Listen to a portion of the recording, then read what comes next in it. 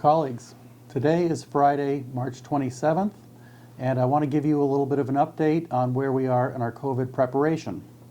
Statewide, we have 184 positive test results as of today. We still only have 5 positives here in Rutland County, but things are changing daily, and we could soon be able to test more people. Burlington, however, is seeing a significant spike in cases with 90 positive COVID cases as of today. We do expect to see those same type of growth rates here in Rutland County. Our projections as of now are that cases in Vermont will reach their peak around April 21st. Today, we want to talk to you a little bit about 2 things. What is our surge plan for when we do expect to see a big influx of patients? And what are we doing to ensure that you'll have access to personal protective equipment, or PPE, when you need it? First, here I have Tom Rounds with me.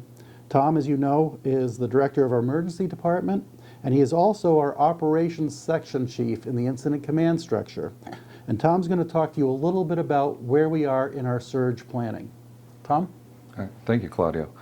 So I just wanted to share with you some of the great work that's going on in the organization. We have the incident command stood up, and as Claudio mentioned, I'm the section chief now, sharing that responsibility with our chief nurse, Betsy Hassan.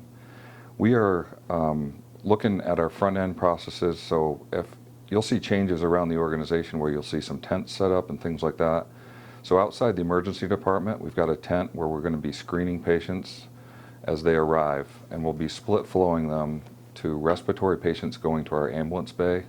And we've been very fortunate that our contractors that are no longer working on the MOB are really helping us out to construct a space there where we'll see respiratory patients, and facilities has given us a lot of support. Along with that, as people enter the emergency department from the main doors, we have an area that's been converted into a negative pressure area, so we're able to have some folks wait in that area and then split the flow into the ED. In addition to that, we've converted the endoscopy suite into a 10-bed negative pressure area where we'll be able to see ICU level patients. And actually today, as we speak, the endo unit is being opened where we'll put our first negative pressure patient there. And we're very fortunate the ACU and ICU staff is supporting that effort and staffing it up. In addition to staffing, we've really made some good inroads. We're getting travelers in to help augment and increase our nursing staffing. And we're using a core group of staff that have come from our clinics. And these amazing folks are taking assignments around the organization, helping us to screen and really putting a great effort into making sure that we have people in the right places at the right time.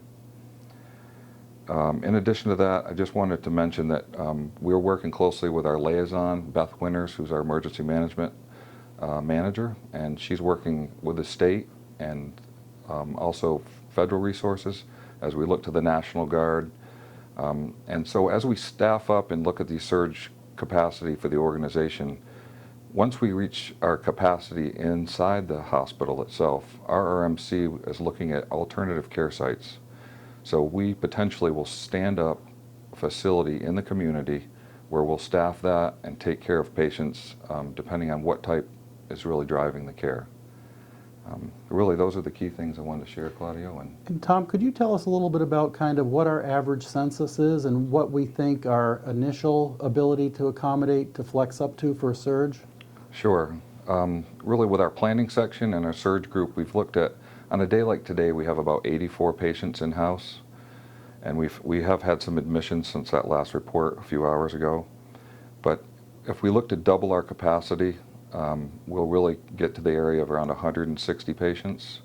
And then after we reach that, it becomes a little uncomfortable in the hospital, or a lot more uncomfortable, I should say, and we'll look to put patients out into the community, into this really a site that's designed and set up to care for folks that help give the same level of care based on their presenting problems, and then that allows us the capacity in the hospital to take care of critical care patients. Thanks a lot, Tom. All right. And we're going to talk to Dr. Gregory in a few minutes.